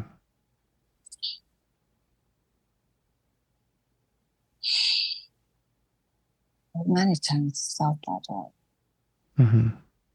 I mean, always in relationship to my mother. I can always is a big word. Maybe exceptions, but I'll use the word anyway. Because my mother was a narcissist without a core. And in her eyes, I could become God. And if I became God, I would fulfill her. But since I wasn't God, I was just a shit.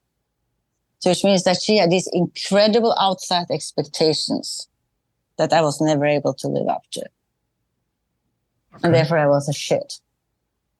Okay. I mean, that was, I could do details, but it's not even necessary because it had to do with being social and being musical and being school and being a good sister and being everything. It was like everything. It was like everything. Yeah. Then, of course, I grew up like that. And then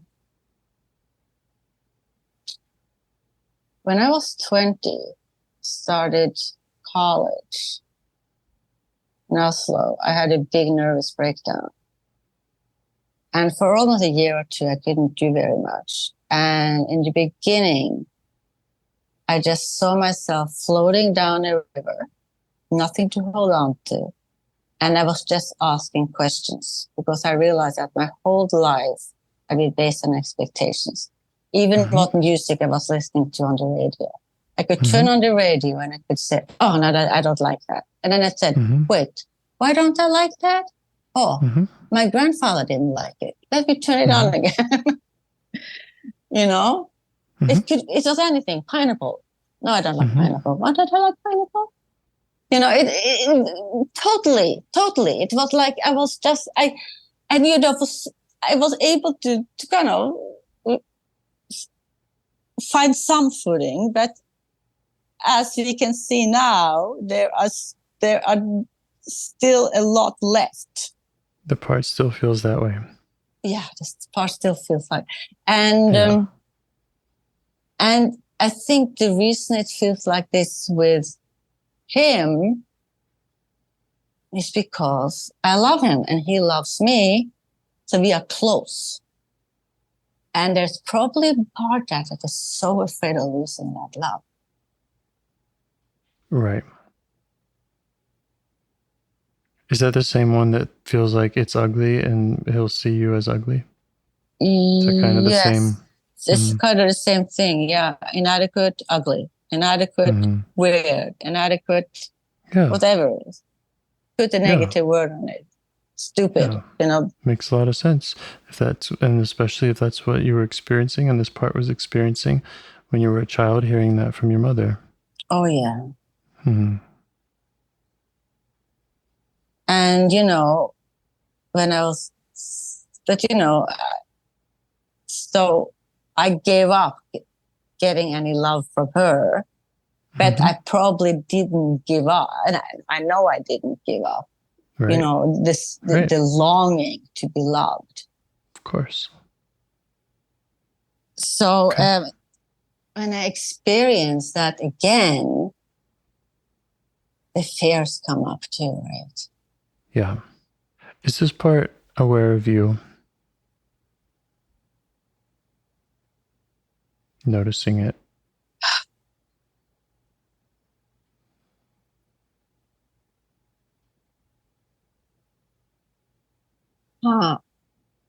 I had lost awareness of it. Mm-hmm. And now I'm pausing. And I feel I can see two big eyes looking at me.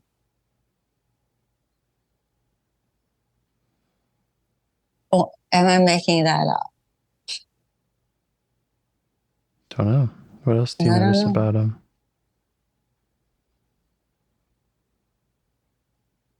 Friendly eyes, judging eyes. No, they're longing eyes.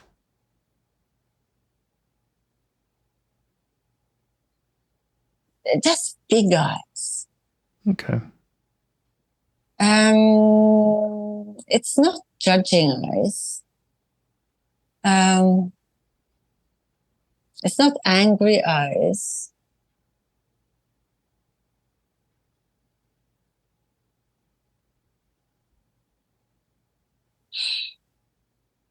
I think the eyes are saying you're getting to something.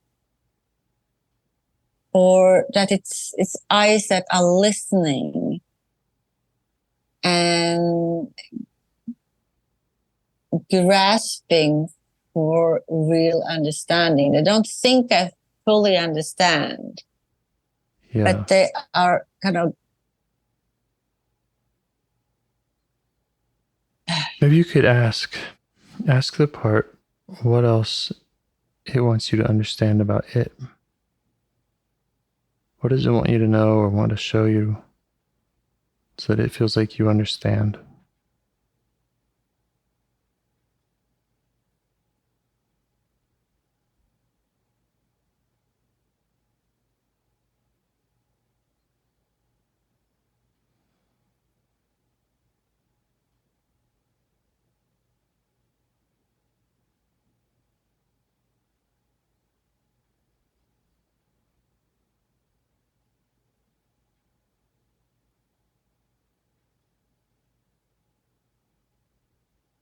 It wants me to know, I think, that it's trying so hard.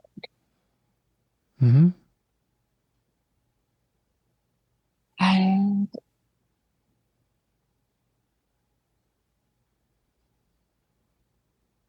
it is afraid of slipping and not being able to try again. Right. Yeah. It's afraid that it would just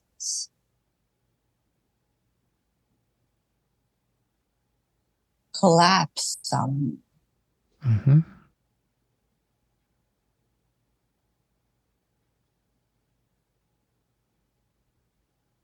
And then it's afraid that it's worse. Afraid that it's what? Afraid that you will not be loved, of course. Mm-hmm. Mm-hmm.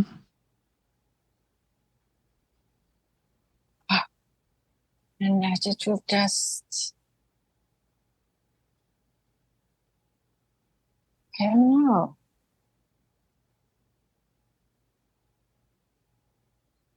Yeah. We'll lose everything. I don't know exactly what words to put on it. Okay. Can you just let it know that you're that you're seeing that? Yeah. How hard it's trying and how scared it feels that it could slip and collapse and lose everything? Mm-hmm.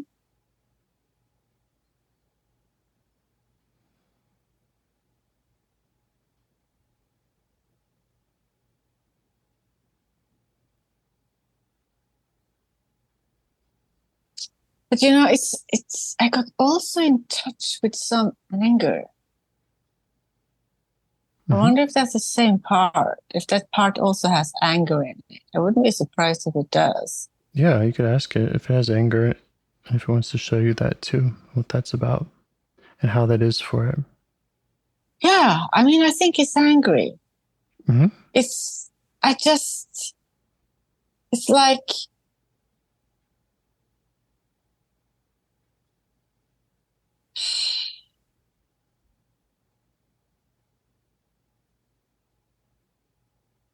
it doesn't,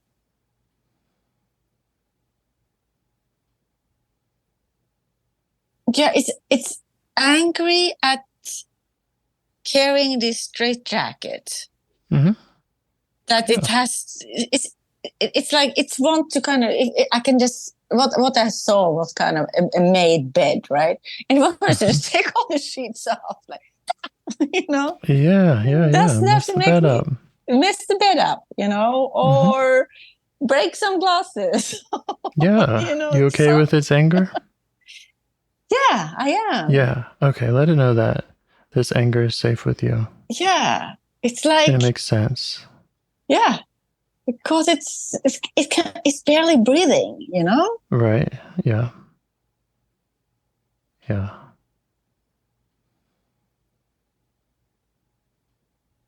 Yeah. It's okay for it to be angry. Yeah, Makes sense for it to be angry. yeah.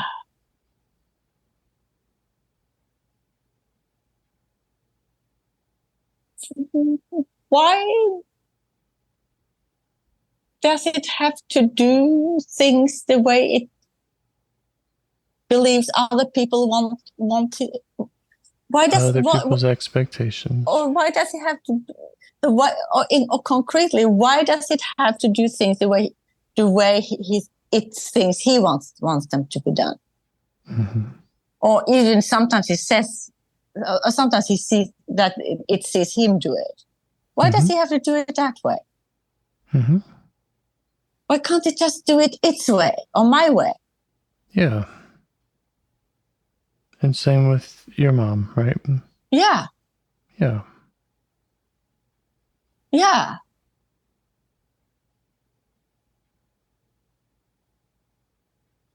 Yeah. Because it had this feeling of not being lovable. Mm-hmm. Mm-hmm. Okay.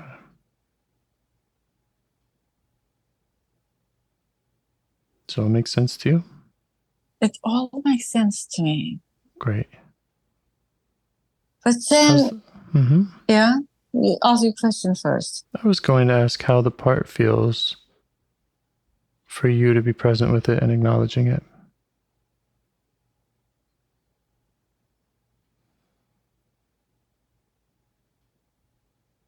No, I think it feels good about having somebody to talk to. That's right. Somebody to show itself to. That's right. It feels good about that. Yeah. That's something you can keep doing with it. It doesn't have to be alone in the way it feels.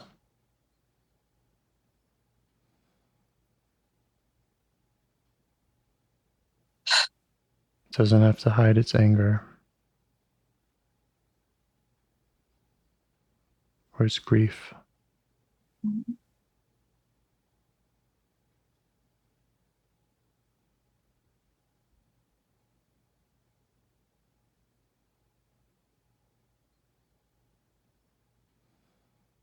But now it's kind of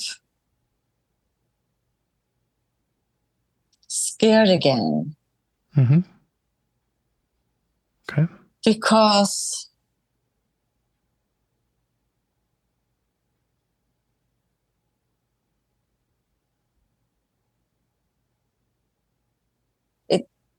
and it's probably the same thing, but maybe it's not. Maybe it's a different.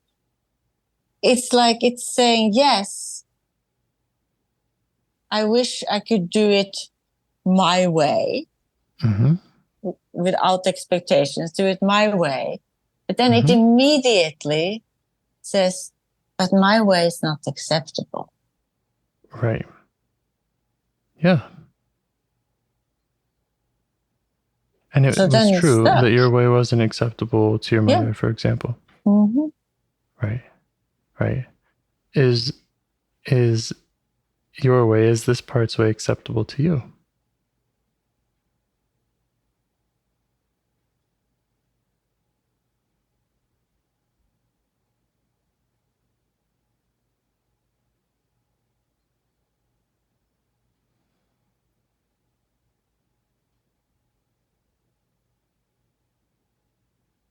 Okay. I believe the part is acceptable to me. Yes. What I have to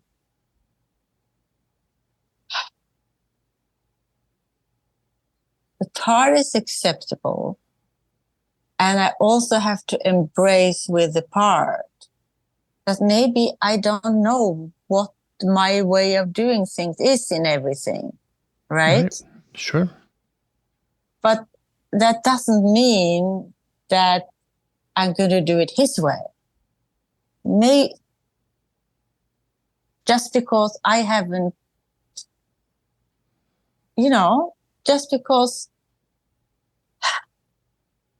I haven't developed or haven't figured out or whatever I haven't figured out what I feel most comfortable with. Yeah. This part's main concern and why it feels the need to do things in other people, according to expectations, is because it has a fear that it won't be loved. Yeah. Yeah. Yeah, won't be loved. So my question is, will you still love it the way it is? Whether it knows the right way to do something or not, or it has its own ideas about how to do things.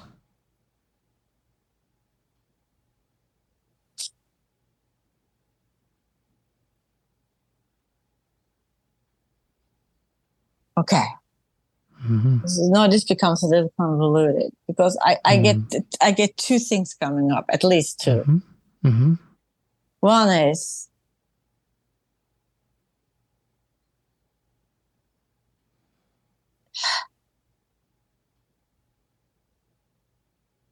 yes, I want to embrace that part, but there's a but there. That's okay. But if me showing that part in reality means that I won't be loved, then I can't accept it. Did you get that? Well, I totally get that. And I believe that would make sense. That would make sense if there was no love inside you for this part. Yeah. Like that would be true.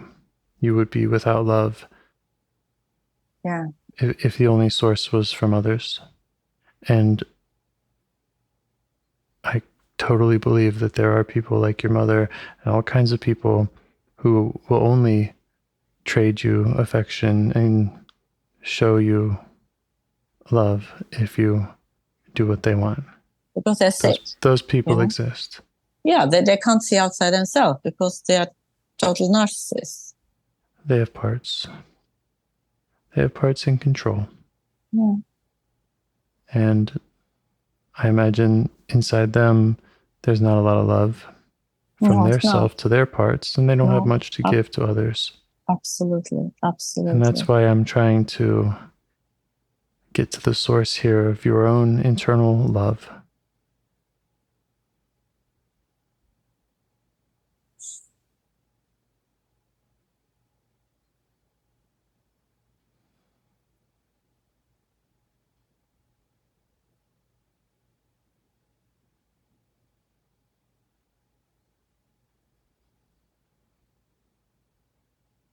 But I want to validate that it's not crazy, it's not wrong.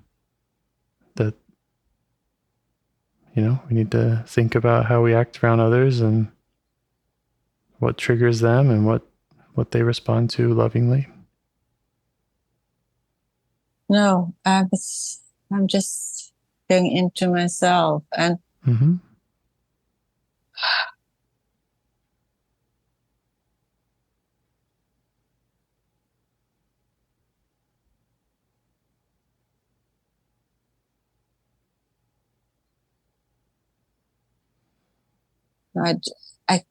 I do love that part. I can love that part because it's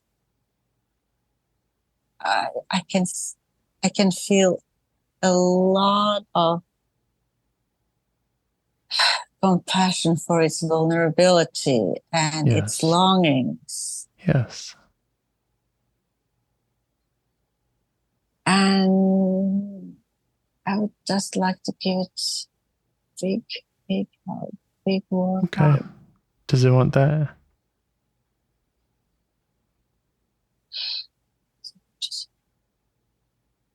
I think it does, actually. Okay. Yeah, just give it what it wants. Mm.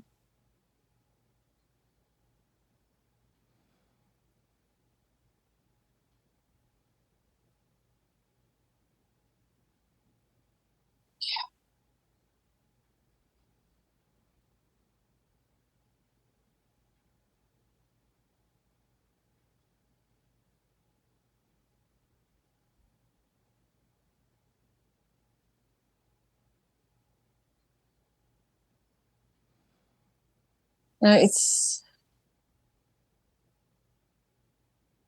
how to put it. Everything becomes kind of still when I separate that part from. What I mean is when I just focus on that part and not on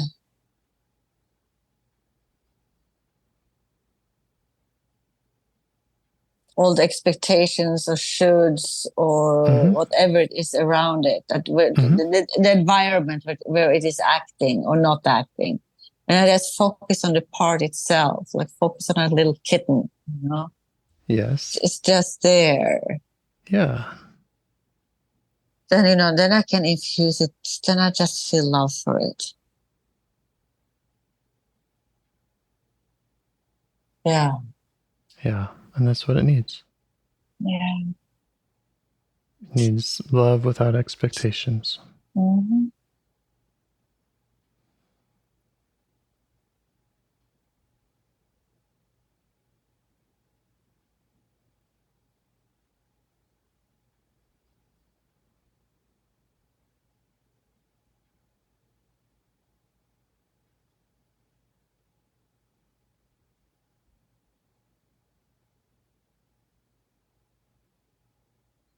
But then I start asking questions. How can that part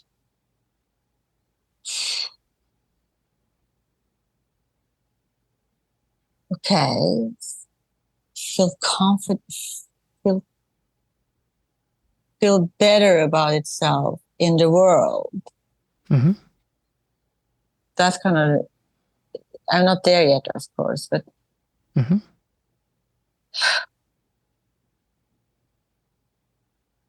so if I start with that, I love it, it's safe within me.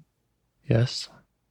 I won't leave it. I understand it. At least I understand a lot of it. It's probably.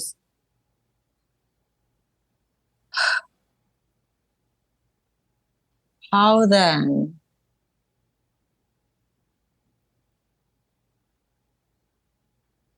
when I am in an environment, a situation where that part is activated,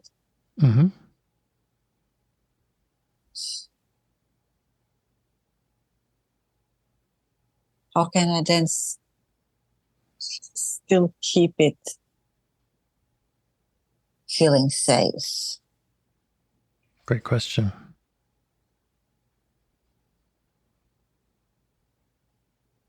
You could try asking it what it needs from you in those situations.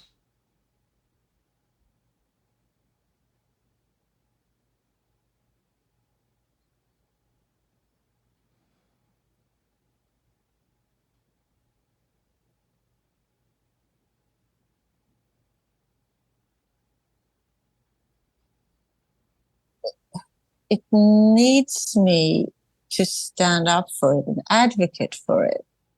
I don't know how. Okay.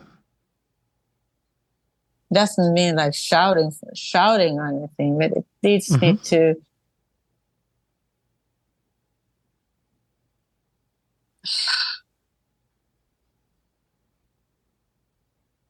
basically what it needs me to do, because what I do, I realize what I often do is that I don't know how to put words on it. What I do is that I go out of myself and I put myself outside myself, right? And then I try to live up to these expectations.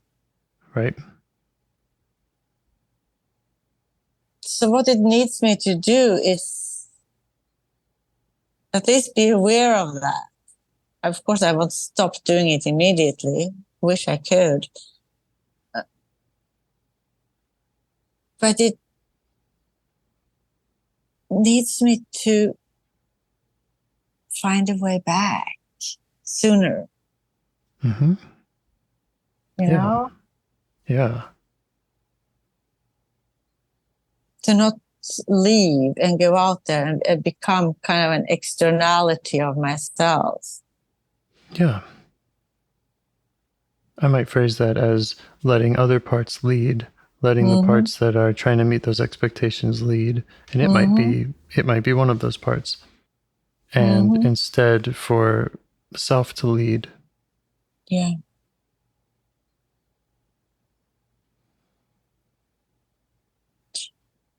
And in many ways, self must be lead. Well, I believe self is leading in many parts of this new relationship, because otherwise I wouldn't have felt the kind of love I feel.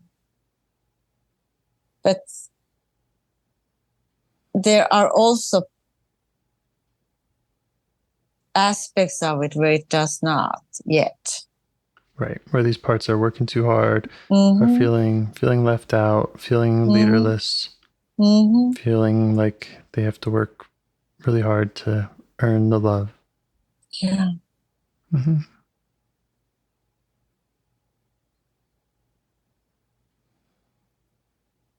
Yeah. So that's the question. How do you stay in touch with it? How do you come back to it? You can ask it more about what that would look like and how you can do it now, and you can continue over time. Just keep asking and checking in on it.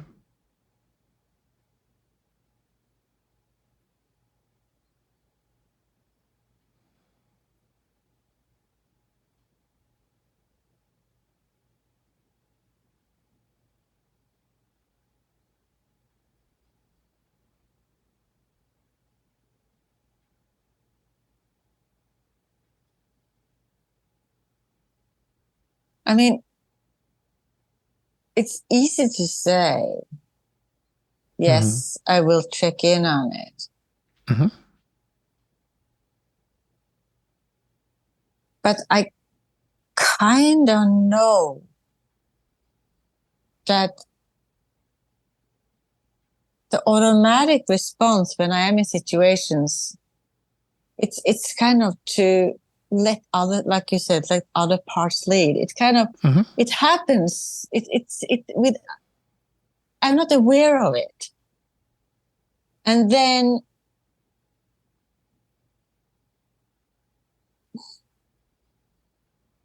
I have to I want to be able to find a way to recognize it and then go back. Yep. Yeah. Yeah, that's the practice. So hopefully next time it happens. Okay, so next time it happens. Okay, so this may be the first step. Next time it happens, instead of automatically put the label, I'm inadequate, I'm ugly, I'm unlovable, bang, bang, bang, That automatically go there. If I'm able to just split second have that awareness that there is this part inside me that needs me right now. Absolutely.